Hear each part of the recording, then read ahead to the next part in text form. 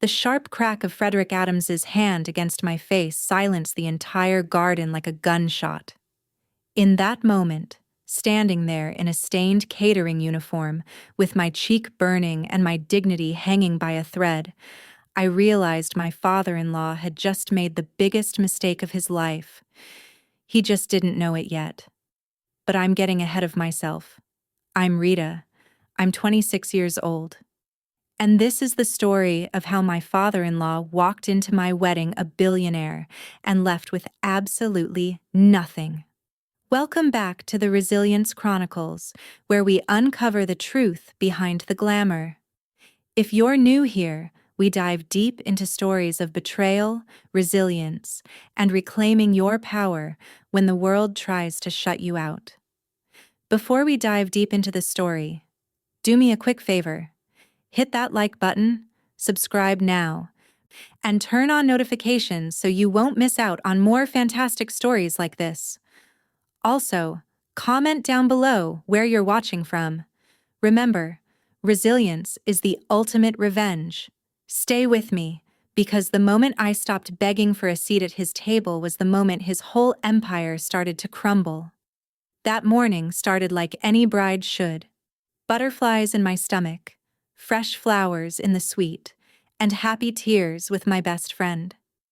Michael and I had been together for 2 years, engaged for 6 months, and despite his father's constant, distant threats to disown Michael for marrying trash, we'd made it to the big day. Or so I thought. Frederick Adams was a shark from Wall Street, the kind of man who viewed people as assets or liabilities. He'd made it clear from day one, without ever meeting me, that I wasn't good enough for his son. In fact, he was so arrogant he had returned every wedding invitation unopened, refusing to even look at my photo. But here's the thing about growing up in foster care. You learn to be invisible, to absorb the hits and keep moving, even when someone is trying to erase you. 1 hour. That's all I had left. 60 minutes until the music started, until the guests turned in their seats, and until I walked down the aisle to marry the man who had saved me from a life of feeling invisible. The air in the bridal suite was thick with the scent of hairspray, expensive perfume, and the kind of nervous energy that makes the air feel electrified. My bridesmaids, Sarah and Jess, were fluttering around like hummingbirds in silk robes. "You look stunning, Rita," Sarah said, adjusting the curlers in my hair. "Michael is going to pass out, literally. We might need paramedics." I laughed, but my hands were trembling. I reached for the mug of dark roast coffee sitting on the vanity. I just needed a sip. Just a little jolt of caffeine to steady the nerves that were currently doing gymnastics in my stomach. That was my first mistake. I don't even remember tripping. Maybe I caught my toe on the rug. Maybe my hand just spasmed. 1 second, the mug was in my hand, and the next, it was tilting in slow motion. I watched, paralyzed, as a brown, scalding tide of liquid cascaded down. It missed the floor. It missed the rug. It landed squarely on the chest of my white silk bridal robe, the expensive one Michael had bought me as a gift for the getting ready photos. The gasp that sucked the air out of the room was loud enough to crack a window. "Oh my God!" Jess shrieked, dropping a makeup brush. I looked down. The stain was spreading like a dark map of a disaster zone, soaking through the silk and burning my skin. Panic, cold and sharp, clawed at my throat. "Get it off! Get it off!" Sarah yelled, grabbing a pristine white towel and scrubbing frantically. But silk is unforgiving. The harder she scrubbed, the deeper the stain set, turning from a splash into a permanent scar. "Stop!" I cried, pulling away. Tears pricked my eyes. "It's ruined. The robe is ruined." It's okay," Jess soothed, though her eyes were wide with panic. "We just need to get you into your dress early. Where is it?" The room went silent. "The dress," I whispered. My stomach dropped through the floor. It had a wrinkle, a big crease on the train. I asked the venue coordinator to take it to the main lodge to steam it. The main lodge? Sarah asked, looking out the window. That's 3 buildings away, and the coordinator is busy setting up the altar. I can't sit here in my underwear, I said, my voice rising an octave. I need to go find the coordinator and get my dress back. I can't run across the venue wrapped in a towel. I spun around, frantically opening closets and drawers. My street clothes, my jeans and t-shirt, were already packed in the getaway car, which Michael's best man had driven around to the exit to be ready for our departure later. I literally had nothing. Think, Rita. Think, I muttered to myself, pressing my hands to my temples. My eyes darted around the room until they landed on the back of the bathroom door. Hanging there, forgotten by the venue staff, was a garment bag. Not a bridal bag. A clear plastic dry cleaning bag. I ripped it open. Inside wasn't a dress. It was a spare catering uniform. It was stark, severe, and utterly devoid of joy. A pair of black polyester slacks that looked stiff enough to stand up on their own, a crisp white button-down shirt, and a black vest. No, Jess said, shaking her head. Absolutely not. You are the bride. You cannot wear the waiter's outfit. Do I have a choice? I snapped. Not out of anger at her, but out of sheer desperation. I need to go find the coordinator and get my dress back. I can't run across the venue in a towel. I tossed the ruined robe into the corner and pulled on the stiff polyester. The pants were too long, bunching around my ankles. The shirt smelled faintly of industrial starch. I buttoned the vest, feeling like a child playing dress-up in a costume that didn't fit. I looked in the mirror and wanted to cry. I looked ridiculous. As I turned to leave, I caught the glint of my engagement ring sparkling under the vanity lights. My diamond. A catering worker wouldn't be wearing a rock like that. I slipped it off my finger and pressed it into Sarah's palm. Keep this safe for me. I'll be right back. I'll be right back, I told the girls, who were staring at me in horror. I'm going to run to the lodge, grab the dress, and be back before anyone even notices. I stepped out of the suite and into the humid afternoon heat. The garden was buzzing with activity. Florists were arranging arches. Sound technicians were testing mics. I kept my head down, hoping no one would notice the bride looking like a busboy. I saw Margaret, the sweet older florist we had hired, struggling to lift a heavy crate of blue hydrangeas onto the ceremony platform. Her face was red, sweat dripping down her nose. She looked like she was about to collapse. Without thinking, I stopped. The dress could wait 2 minutes. I couldn't watch an old woman hurt herself at my wedding. Let me get that end, I said, rushing over. Oh, thank you, dear, Margaret huffed, not even looking at my face. She saw the vest. She saw the uniform. You're a lifesaver.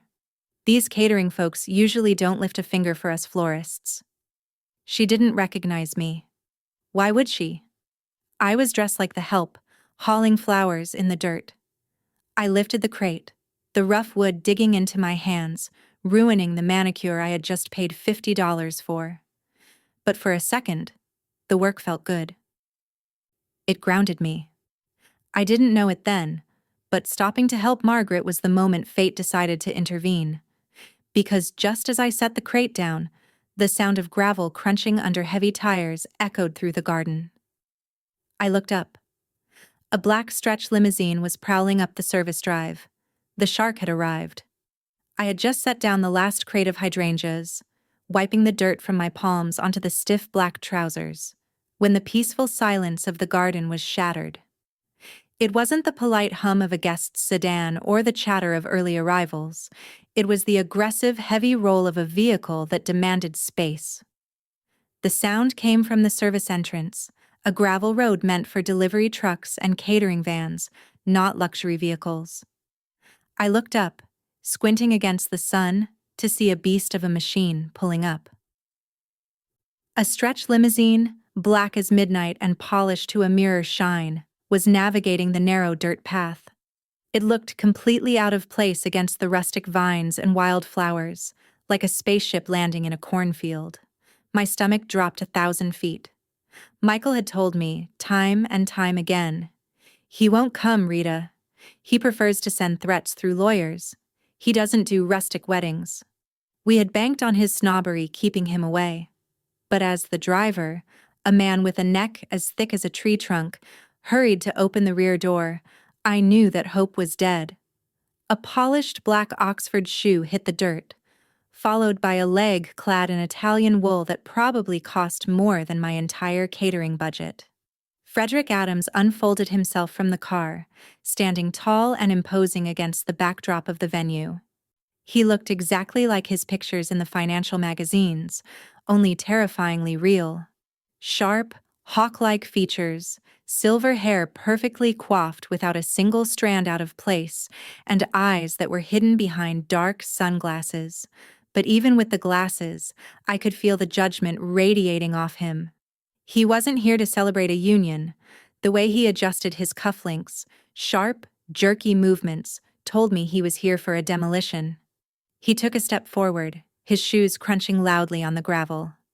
He didn't look at the beautiful flower arch Margaret and I had just set up. He didn't look at the rolling hills or the charm of the vineyard. He looked at his Rolex. He was 45 minutes early. Panic flared in my chest. If he saw me, if he recognized me, the screaming match would start right here, right now, before Michael even arrived. I would be sobbing before the ceremony began. I froze near the trellis, my heart hammering a frantic rhythm against my ribs. I felt suddenly, painfully conscious of the catering vest and the garden soil on my hands. I should have run. I should have sprinted back to the suite, grabbed my dress and locked the door until Michael got there.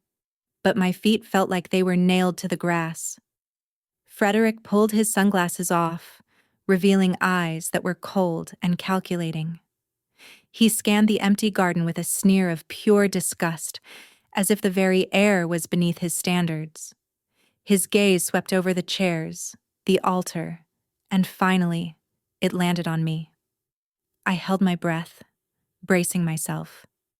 I waited for the recognition. I waited for him to point a finger and say, "So you're the gold digger." But his eyes didn't stop on my face. They slid right past my eyes, past my fear, and landed squarely on the black vest and white shirt. To him, I wasn't a person. I wasn't a future daughter-in-law. I was part of the infrastructure. I was a prop. "You!" he barked, his voice rough and commanding. He didn't wait for me to look up. He just snapped his fingers, a sharp, dismissive click-click that made my blood boil. "It's 90 degrees out here. Get me a whiskey. Neat. And make it quick. I don't have all day to stand in this swamp." He turned his back on me immediately, pulling his phone from his pocket to bark at someone else, dismissing me as completely as he would a fly. The insult stung worse than the heat. He didn't even know who I was, and he was already treating me like dirt. He had looked right at the woman marrying his son and seen nothing but a servant to fetch him a drink. My first instinct was to fight. It was a reflex born of pride, the part of me that had fought tooth and nail to be seen as more than just a statistic of the foster care system. I felt a surge of indignation rise up my throat, hot and sharp. Who did he think he was? I straightened my spine, wiping the damp garden soil from my palms onto the black slacks. I took a step forward, my chin lifting. I wanted him to know exactly who he was disrespecting. I wanted to look him in the eye and tell him that I was the woman his son loved, not some faceless servant he could order around like a dog.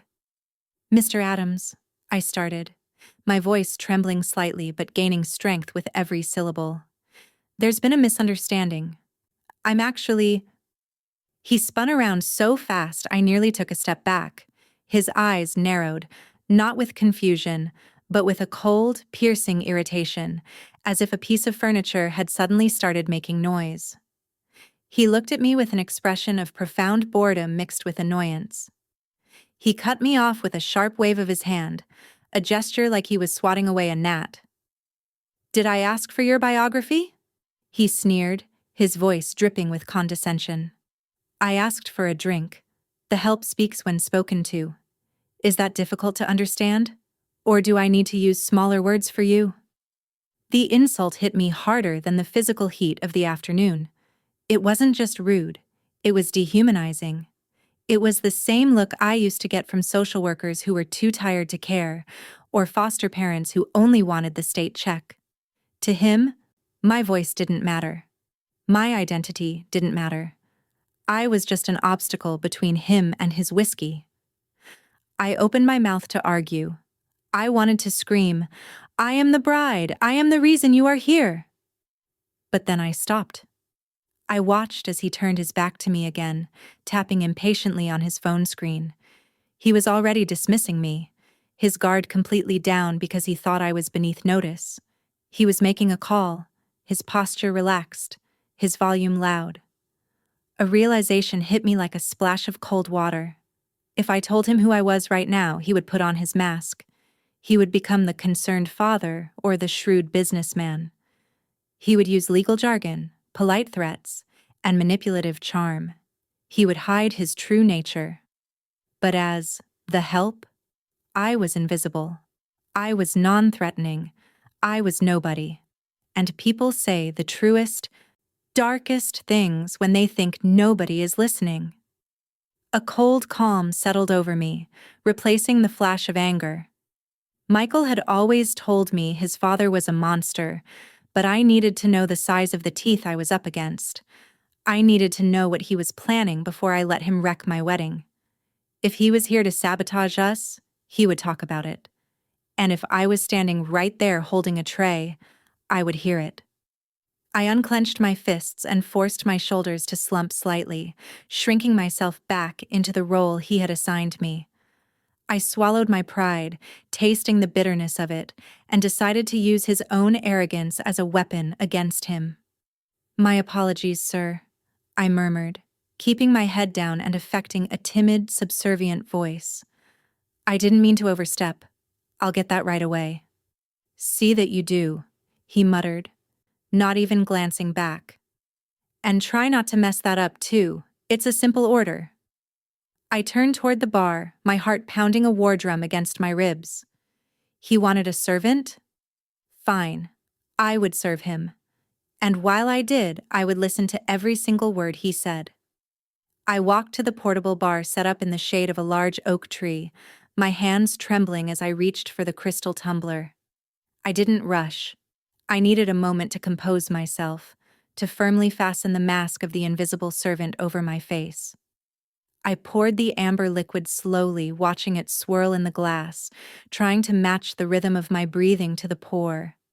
I didn't bother with a coaster or a cocktail napkin. Frederick Adams didn't deserve niceties. As I turned back toward him, I noticed he had moved.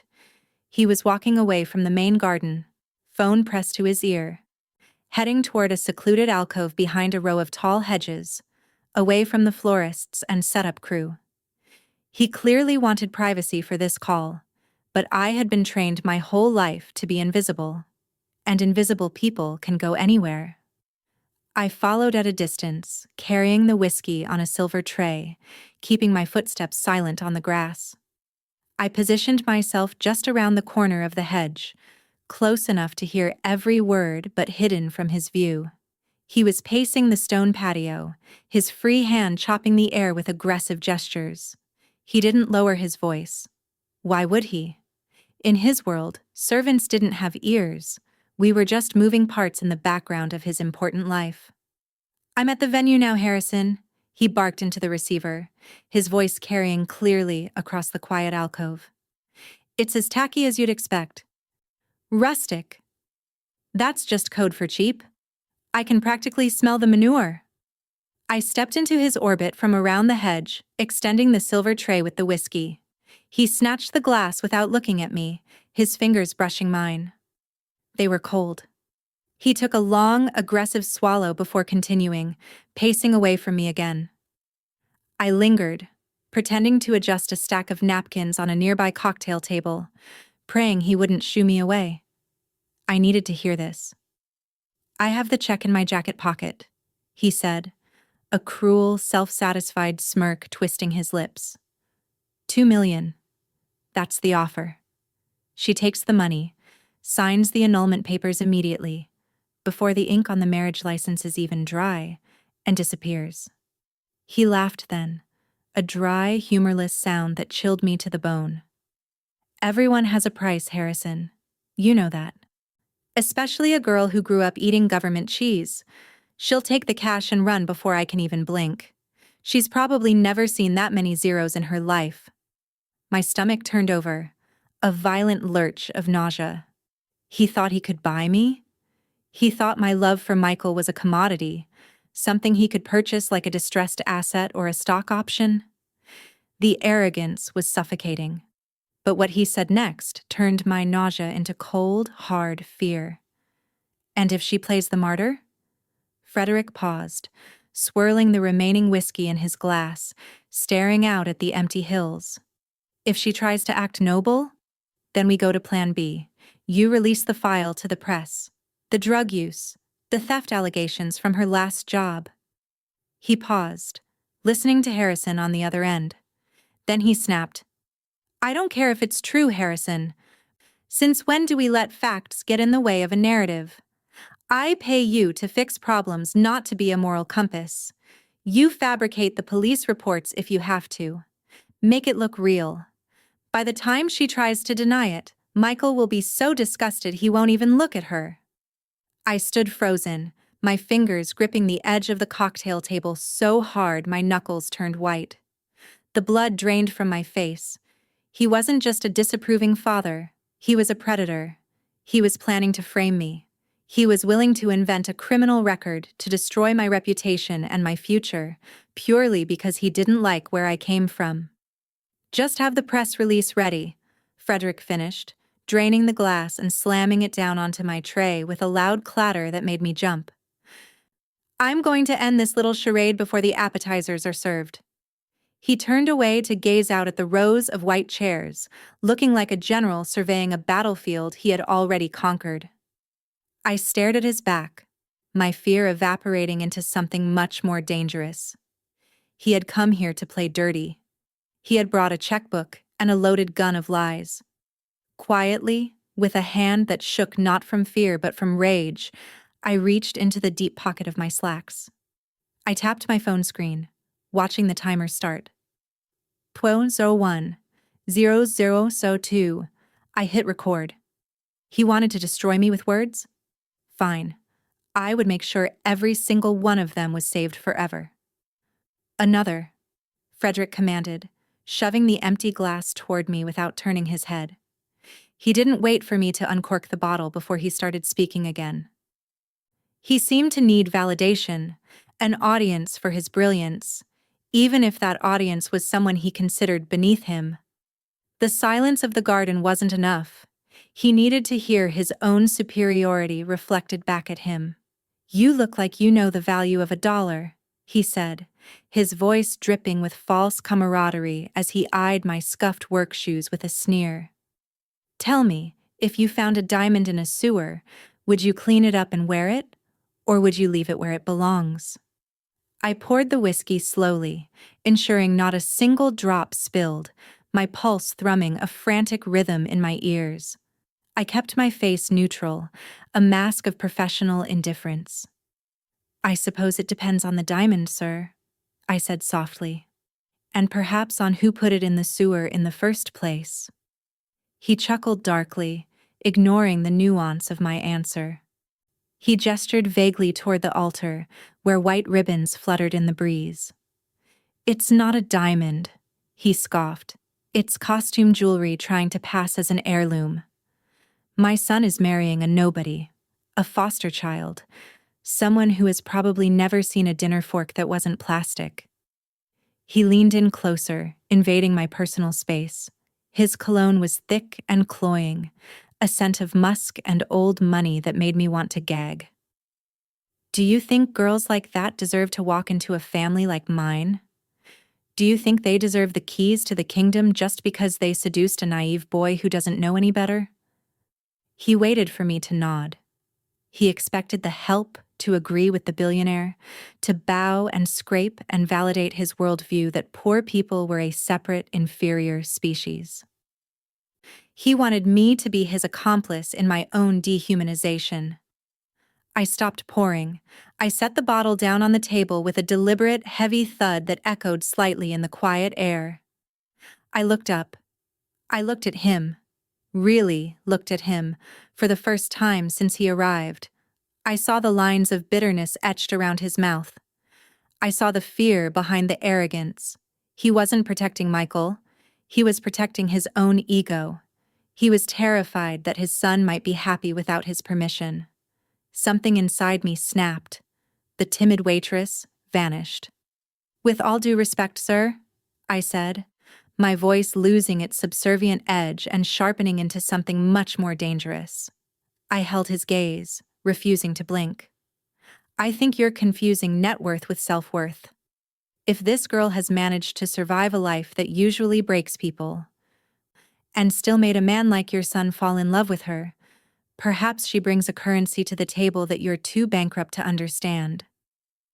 The silence that followed was absolute. Frederick blinked. Once, twice. His mouth fell slightly open. He looked at me like the lawn furniture had just started reciting Shakespeare. The comment was too sharp, too articulate, too fearless for the clumsy waitress he thought I was. It disrupted his entire understanding of the world order. Servants were supposed to be invisible. They weren't supposed to have thoughts, let alone devastatingly accurate ones. "Excuse me?" he sputtered, his brows knitting together in confusion. A flush of red crept up his neck. "What did you just say to me?" For a second, I thought he recognized me. I thought he saw Rita behind the eyes of the waitress. But then his arrogance kicked back in. He couldn't conceive that the bride would be serving him drinks. He just thought he had encountered an insolent employee. "I said, 'Here is your whiskey, sir,'" I replied, my voice dropping back into a professional monotone as I slipped the mask back on. I picked up my tray, turned on my heel, and walked away. I could feel his eyes boring into my back, confused and agitated, trying to figure out why the help sounded smarter than he did. I didn't look back. I had poked the bear, and I knew the claws were coming out. My pocket buzzed against my thigh, a lifeline from the outside world vibrating through the stiff fabric of the catering trousers. I slipped into the shadows of a large oak tree, hidden from Frederick's line of sight but close enough to keep watch. I pulled my phone out, shielding the screen from the glare of the sun. "Michael, I see his limo in the lot. Stay away from him. I'm running to you now. Don't let him near you." I stared at the screen, a bitter-sweet smile touching my lips.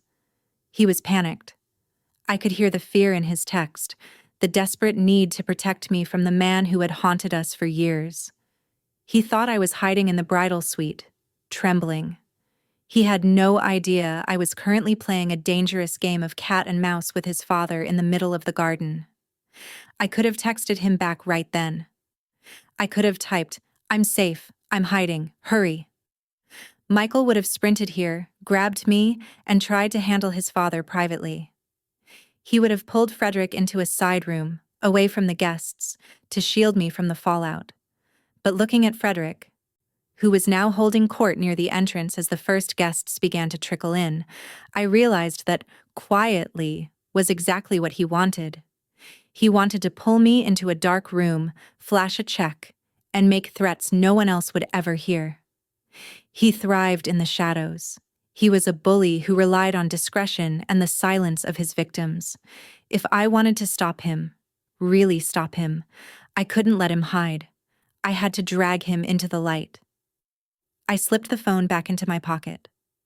No warning. No safety net. What I didn't know was that Michael had run straight to the bridal suite first, expecting to find me there.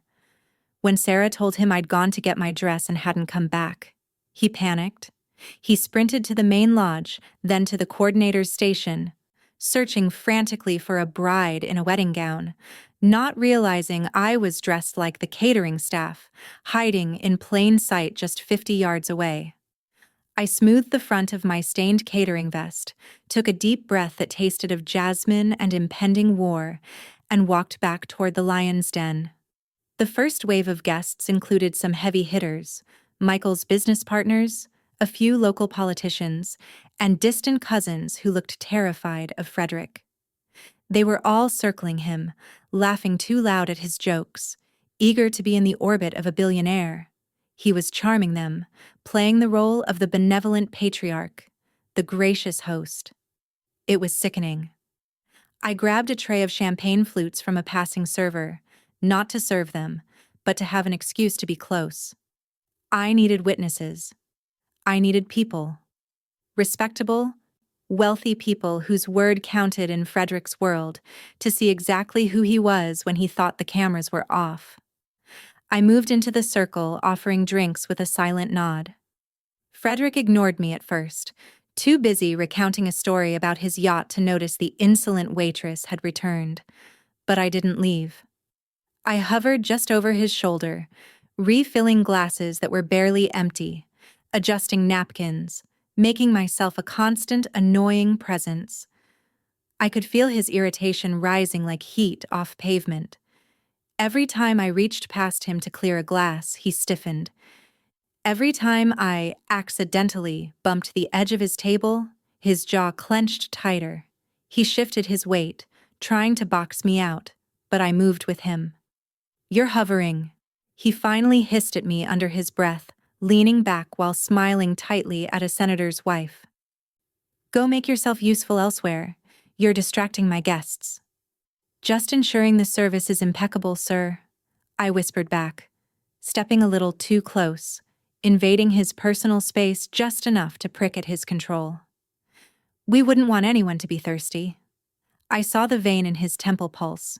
He was getting hot, he was getting crowded, and the clumsy waitress who had insulted him earlier was refusing to disappear.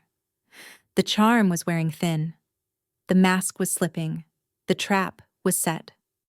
Now I just needed him to snap in front of an audience. The air in the garden had become stifling, heavy with humidity, and the cloying scent of expensive perfume mixing with the earthy smell of the vineyard. Frederick was sweating now. I could see the beads of perspiration trickling down his temple, staining the collar of his pristine shirt. His perfect composure was cracking under the dual pressure of the heat and my silent, suffocating presence. He was mid-sentence, loudly recounting a story about a hostile takeover to a group of captivated investors, when he caught me watching him again. It wasn't a servant's gaze. I wasn't looking at the floor or the empty glasses or the horizon. I was staring right at him, my eyes locked on his with an intensity that dared him to acknowledge me. To him, it was insolence. It was a challenge from a subordinate, a disruption to the hierarchy he worshipped. It was the same look I had given him when I told him he was bankrupt of self-worth, and it was gnawing at his ego like acid. He faltered in his story. He lost the thread of his narrative, stumbling over a word. His face flushed a deep, angry red. "Is there a problem?" he snapped, his voice rising enough to turn a few heads. The conversation in the immediate circle died down. "No problem, sir," I said, but I didn't look away. I held his gaze, my tray of half-filled water glasses trembling slightly in my hands. "Just waiting to clear your glass." "I didn't ask you to wait," he snarled. "I asked you to leave. Are you deaf as well as incompetent?" I didn't move. I stood my ground, watching the rage bubble up behind his eyes. He looked around the circle, expecting his friends to join in, to scoff at the rude waitress. But they just looked uncomfortable. The senator's wife shifted on her feet, glancing nervously at her husband. They sensed the tension, the weirdly personal nature of his anger. He turned back to me, his eyes wild. He moved to step around me, to physically shoulder me out of his space. That's when I made my move. I didn't shove him. I didn't trip him. I simply stood firm as he tried to barge past, letting my elbow graze his arm. A light, barely there touch that he initiated. And then, I let the tray go. Crash. The sound of shattering glass tore through the conversation like a scream. Shards of crystal exploded outward, glittering in the sun. Ice water splashed heavily onto Frederick's pristine Italian leather shoes and soaked the hem of his trousers. The silence that followed was absolute. The string quartet, sensing the tension, or perhaps just shocked by the noise, stopped playing abruptly mid-note. The chatter of 300 guests vanished instantly. All eyes turned to us. Frederick looked down at his shoes soaking wet and ruined. Then he looked up at me. The mask of the civilized billionaire vanished. In its place was pure, unadulterated rage. He didn't see a woman. He didn't see a human being. He saw a problem that needed to be crushed. He saw disobedience. "You stupid, incompetent cow!" he roared, the sheer volume of his voice making the senator's wife jump back in alarm. "Look what you did! Look at my suit!" Before I could apologize, before I could even take a breath to defend myself, his hand moved. It was a blur of motion fueled by hours of heat, irritation, and entitlement. Crack. His palm connected with my cheek with a force that snapped my head to the side. The sting was immediate and blinding, a hot flare of pain that radiated through my jaw and down my neck. I stumbled back, clutching my face, gasping for air as tears sprung involuntarily to my eyes. The garden went deathly quiet. You could have heard a pin drop in the grass. 300 guests stared in frozen horror. Frederick stood over me, his chest heaving, his hand still raised as if ready to strike again. He had just assaulted a woman in front of the entire elite of the city. He looked around, wild-eyed, expecting validation. He expected someone to nod, to agree that the help deserved it for ruining his shoes. But no one spoke. No one moved. They just stared at the monster in the tuxedo. And in that terrifying, suffocating silence, the sound of gravel crunching under running feet echoed like thunder. Michael didn't walk. He sprinted. He had finally spotted me from across the garden, not in a white gown, but in a catering uniform, just in time to witness the violence before his brain could even process who the victim was. He barreled through the crowd, shoving aside a stunned business partner, his eyes wild with panic and fury. He moved like a man possessed, fueled by a terrifying mixture of fear and rage. Frederick, seeing his son charging toward him, immediately straightened up. He adjusted his jacket, smoothing the lapels, assuming the role of the aggrieved authority figure. He didn't look remorseful. He looked annoyed. He pointed a shaking finger at me, where I stood clutching my burning cheek, trying to keep my balance.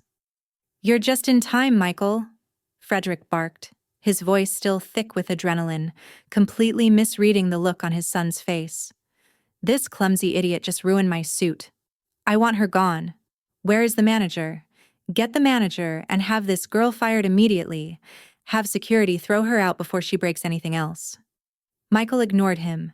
He didn't even look at his father. He didn't look at the wet suit. He didn't look at the shattered glass. He dropped to his knees in front of me, his hands trembling violently as they reached for my face. "Rita," he whispered, his voice cracking with emotion. He gently pulled my hand away from my cheek to inspect the angry red mark that was already beginning to swell. "Oh my God, Rita, are you okay?" The name hung in the air, heavy and confusing. Frederick blinked. He looked from Michael to me, his brow furrowing. "Rita? Who is Rita? I told you to fire the waitress, Michael. Stop coddling the help." Michael stood up slowly. The transformation in his demeanor was terrifying. The panic was gone, replaced by a cold, deadly calm that I had never seen in him before. It was the look of a man who had just severed the last tie to his past. He put a protective arm around my waist. pulling me into his side, staining his own pristine white tuxedo shirt with the grime on my uniform. He didn't care. He looked at his father with eyes that were no longer the eyes of a son seeking approval, but of a man looking at a stranger he despised. "I can't fire her, Dad," Michael said, his voice low but carrying clearly in the silent garden. Every guest leaned in, breathless. "I can't fire my bride." The gasp that rippled through the crowd was audible. It started from the front row and waved backward like a shockwave. Hands flew to mouths. Whispers erupted instantly. Frederick's face went slack. The blood drained from his cheeks so fast he looked like a corpse. He stared at me, at the waitress he had berated, insulted, and struck, and recognition finally dawned. He had never bothered to look at my photo. He had returned every invitation unopened, and now he was seeing the face of his son's fiancée for the first time, with his handprint still burning on her cheek. "What?" Frederick whispered, taking an involuntary step back, his heel squelching in the mud he had created. That's the gold digger? That's the trash you're marrying?" "Don't you ever speak about her again," Michael snarled, stepping forward, shielding me completely with his body. "You just assaulted my bride, in front of everyone, in front of the people you tried to impress." Frederick looked around wildly. The reality of his situation crashed down on him. He saw the cell phones raised in the air, recording every second. He saw the looks of disgust on the faces of his peers. He saw the senator turning his back on him in deliberate rejection. The realization hit him like a physical blow. He hadn't just slapped a servant. He had slapped his own legacy, and he had done it on camera. "Michael, wait," Frederick stammered, raising his hands in a pathetic gesture of surrender. "I didn't know. It was a mistake. She didn't tell me who she was. She provoked me. She was acting like a servant?" Michael cut him off, his voice like ice. "And that made it okay to hit her? Is that how you treat people, Dad? Is that the class you're always lecturing me about?" "She tricked me," Frederick yelled, pointing an accusatory finger at me again. "She set me up." "She didn't set you up," Michael said, stepping closer until he was inches from his father's face. "She exposed you." "Exposed me?" Frederick laughed nervously, a high-pitched sound that bordered on hysterical. He looked for an ally in the crowd, scanning the faces of his business partners, but found only stone-cold judgment. "Don't be dramatic, Michael. Exposed me for what? Having a temper? It was a misunderstanding. I came here to talk sense into you. To protect you from a mistake." "Protect me?" I finally spoke, stepping out from behind the shield of Michael's body. My voice shook, but it was loud enough to be heard by the back row. I lowered my hand from my cheek, revealing the angry red welt to the cameras and the crowd. "Is that why you were on the phone with Harrison discussing a $2 million bribe? Is that why you told him to plant fake stories about drug use and theft if I didn't take the money?" Frederick's mouth opened and closed like a fish out of water. I heard you," I said, pointing a steady finger at the alcove behind the hedges where he had stood minutes ago. "I poured your whiskey while you planned to destroy my life. I heard every word." "That's hearsay," Frederick spat, trying to regain his footing. "You think anyone will believe a girl in a waiter's vest over me? I am Frederick Adams. My word is gold in this town." "They don't have to believe me," I said, stepping forward. "They just have to listen." I pulled my phone from my pocket, turned the volume all the way up, and hit play. Frederick's own voice, tinny but unmistakable, rang out through the silent garden. "Make it look real. By the time she tries to deny it, Michael will be so disgusted he won't even look at her." The color left Frederick's face completely. The recording continued, playing the part about the $2 million bribe. He looked around the garden, realizing that 300 people had just heard his confession. Michael stepped forward, reaching into his tuxedo jacket. He pulled out a folded document. "And speaking of consequences," he said, unfolding the paper with a sharp snap. "Do you remember the morality clause in Grandfather's trust? The one you wrote? The one that says the CEO or trustee can be removed immediately for conduct unbecoming, public violence, or criminal extortion?" Frederick froze. "You wouldn't." "I would," Michael said, gripping the document. "Consider this my formal motion. You assaulted my bride. You attempted extortion. And thanks to Rita, we have proof of both. You are done, Dad. You are stripped of the chairmanship, the trust, everything. Effective immediately." "You ungrateful little—" Frederick lunged. His face twisted into a snarl, but he didn't make it 2 steps. 2 burly security guards, the venue's own staff, hired by us to manage the event, stepped directly into his path. They crossed their arms, looking like stone walls. "Mr. Adams," the head of security said firmly, gripping Frederick's arm, "we've been instructed to escort any disruptive guests off the premises. That includes you." "Get your hands off me!" Frederick shouted, struggling as they grabbed his elbows. "Do you know who I am? I can buy and sell every one of you. I am this family." "Not anymore, sir," the guard said, dragging him backward. As he was hauled toward the exit, his expensive Italian shoes kicking up dust, screaming obscenities that echoed off the beautiful hills, the guests didn't look away. They watched the fall of a tyrant. And then, slowly at first, someone started to clap. It was Margaret, the florist. Then the senator joined in. Then his wife.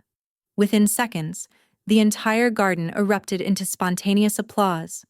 It wasn't polite golf clapping. It was a roar of relief. When the limousine finally peeled away, leaving silence in its wake, the tension broke like a fever. Michael turned to me, his eyes wet with tears. He touched my cheek gently, his thumb grazing the mark. "I am so sorry," he whispered. "Are you okay? Do you want to cancel? We can go home." I looked at him, then down at my stained uniform, and then at the empty driveway where the monster used to be. The fear was gone. The shadow that had hung over our relationship for years had been forcibly removed. "Cancel?" I laughed, a sound that felt like pure freedom bubbling up from my chest. "I'm just getting started. But first, can someone please go get my dress?" The ceremony was delayed by nearly an hour as we sorted through the chaos. But 45 minutes later, I walked down the aisle in white silk, my cheek still red, but my head held high. Sarah slipped my engagement ring back onto my finger just before I took my first step.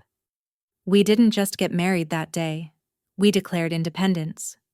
And as we said "I do," the air felt lighter, sweeter, and completely ours. The reception was everything the ceremony hadn't been: warm, loud, and full of genuine joy. We danced until our feet ached, ate cake with our fingers, and laughed until our ribs hurt. But while Michael and I were lost in the bubble of our first hours as husband and wife, the outside world was already busy turning our private trauma into a public spectacle. It started with a whisper. Around 10 p.m., I noticed people looking at their phones more than the dance floor. A few of Michael's cousins were huddled in a corner, glancing at us with wide eyes. Then, my maid of honor, Sarah, hurried over to the head table, her face pale. "Rita," she said, holding out her phone, "you need to see this." I took the device. On the screen was a TikTok video. It was shaky, clearly filmed by a guest from the back row, but the audio was crystal clear. Crack. I watched myself get slapped. I watched my head snap back. I watched Frederick roar, "Fire this girl!" And then I watched the comments rolling in at a speed I couldn't comprehend. "Did that billionaire just slap a waitress? That's Frederick Adams. He's the CEO of Adams Corp. Wait for part 2, guys. That's the bride. IFA boycott." Adams Corp is already trending. The video had 4.5 million views. It had been posted 3 hours ago. Michael leaned over my shoulder, his jaw tightening as he read the comments. He's trending, Michael muttered. For all the wrong reasons. Just then, Michael's phone buzzed. It was a text from Harrison, the lawyer. Harrison, turn on the news. It's bad. Or good, depending on how much you hate him. We asked the DJ to pause the music. Someone wheeled a TV into the reception hall, usually reserved for slideshows, and flipped it to the local news. There, under the breaking news banner "Billionaire Meltdown," was footage of Frederick being dragged out of our wedding by security. A reporter was standing outside the Adams Corp headquarters. Stocks for Adams Corp have plummeted 12% in after-hours trading, she said breathlessly. Shareholders are calling for an emergency meeting following allegations of assault and extortion caught on tape.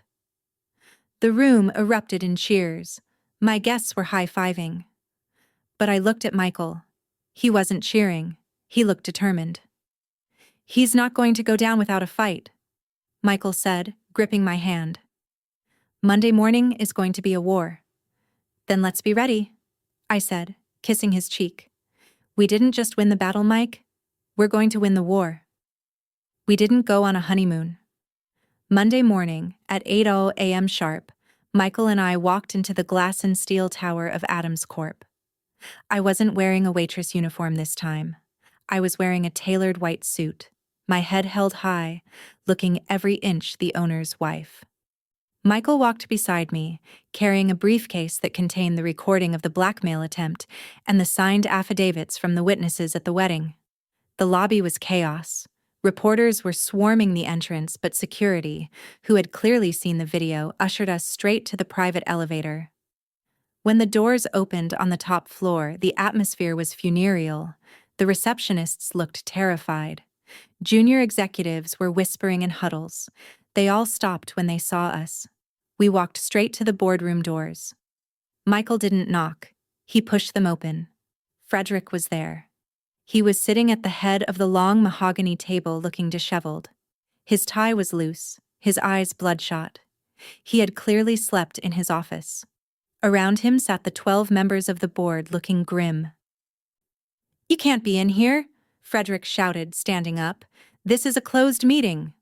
"It's a meeting about me," Michael said calmly, walking to the other end of the table. "And since I am the beneficiary of the trust that holds the controlling interest in this company, I have a right to be here." "He's a traitor," Frederick yelled at the board members. "He's trying to steal my company because he's whipped by that gold digger." He pointed at me, but this time the finger didn't scare me. "Mr. Adams," the chairman of the board, a stern woman named Eleanor, spoke up. "Please sit down." She turned to Michael. "We've seen the video, Michael. We've heard the recording you submitted. It's damning." "It's fake," Frederick lied, desperate. "AI, deepfakes." "It's not fake," I said, speaking for the first time. I stepped forward and placed a USB drive on the table. This contains the unedited audio file, time-stamped from my phone. It also contains sworn statements from Senator Miller and his wife, confirming the assault. Eleanor looked at Frederick. "Frederick, the morality clause is ironclad. Our stock has lost $1 billion in value in 48 hours. Advertisers are pulling out. We cannot keep you as CEO." "I built this company." Frederick slammed his fist on the table. "I am Adams Corp." "Not anymore," Michael said. "I am activating the succession protocol. As the next of kin and the primary shareholder, I am calling for a vote of no confidence." "Seconded," Harrison said from the corner. He had officially flipped sides. "All in favor?" Eleanor asked. 12 hands went up. Frederick stared at the hands. His face went purple. He looked at Michael, then at me. He looked for the fear he used to see in us, but he found only resolve. "Security," Eleanor said into the intercom. For the second time in 3 days, Frederick Adams was escorted out of a place he thought he owned. He didn't scream this time. He just looked small. He looked like an old man who had forgotten that money can't buy loyalty. As the elevator doors closed on his shocked face, Michael exhaled a breath he seemed to have been holding for 20 years. He slumped into a chair. "It's over," he whispered. I put my hand on his shoulder. "No," I said, looking out the window at the city below. "It's just beginning." 6 months later, life was unrecognizable. Michael had stepped in as interim CEO, bringing a new energy to the company. He implemented fair wages, better benefits, and, at my suggestion, a scholarship fund for foster kids. We were busy, stressed, and incredibly happy. We hadn't heard a word from Frederick. The lawyers said he was holed up in his Hamptons estate, fighting off lawsuits and watching his friends abandon him one by one. Then, the letter arrived. It came to our house, hand-delivered. No return address, just Michael's name in shaky handwriting. We sat at the kitchen table, the same table where we used to budget for groceries, and opened it. "Michael, I am a proud man. You know that. But I am also a lonely one. The house is quiet. The phone doesn't ring. I realized yesterday that I don't know my own son. I was wrong about Rita. I see that now. The way she stood up to me, it showed character. I respect strength, even when it defeats me. I am asking for a truce, not for the company. Keep it. I'm tired. But for us. Can we meet for coffee? Just 10 minutes. Dad Michael read it twice. He looked at me, his eyes conflicted. It's hard to kill the hope that your parent might finally love you. What do you think? He asked me. I took his hand. I think he's desperate. I think he's realized that money is cold comfort when you're alone at night. But Michael, has he actually changed? Or does he just want access? He says he respects your strength, Michael noted. He respects that I won, I corrected. There's a difference. We sat in silence for a long time. Finally, Michael took a pen and a piece of paper. He wrote a response. Dad, forgiveness is a process, not a meeting. You spent 30 years breaking trust. You can't rebuild it in 10 minutes over coffee.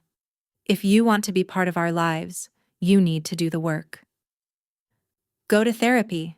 Apologize publicly to Rita, not in a private letter, but to the world you humiliated her in front of. Donate to the charities you mocked. Do that for a year. Then, maybe we can get coffee.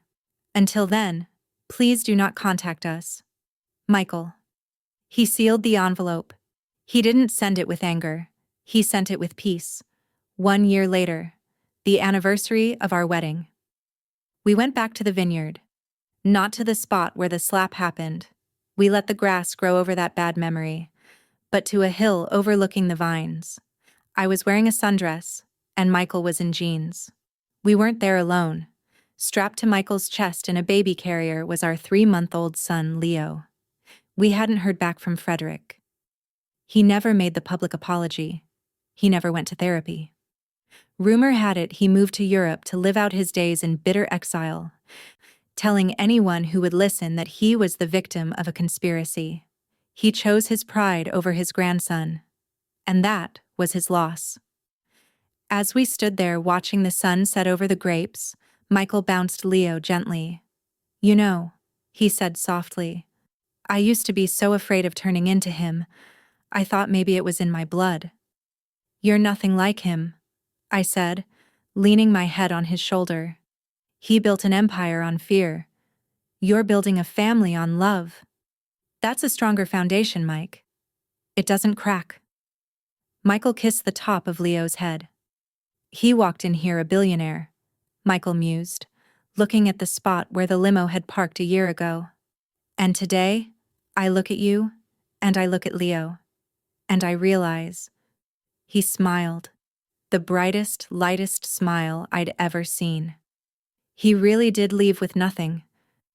Because we have everything. I took my husband's hand and we walked back down the hill, leaving the ghosts of the past behind us, walking toward a future that was entirely, beautifully our own. And that, my friends, is how you deal with a bully, even when that bully is a billionaire. Frederick thought his money gave him the right to treat people like dirt, but he learned the hard way that dignity isn't something you can buy, and love isn't something you can break. Whatever battle you're fighting today, remember Rita's story. You don't have to accept the label people try to put on you. Sometimes you just have to stand your ground, let them show their true colors, and wait for the truth to come out. If you enjoyed this story of justice served cold, please give this video a big thumbs up. It really helps the channel grow. And if you haven't already, make sure you're subscribed to the Resilience Chronicles. We have so many more incredible stories coming your way. Leave a comment below. What would you have done if you were in Rita's shoes? Would you have stayed quiet or fought back sooner? I read every single comment. Until next time, stay strong, stay resilient, and never let anyone dim your light. Thanks for watching.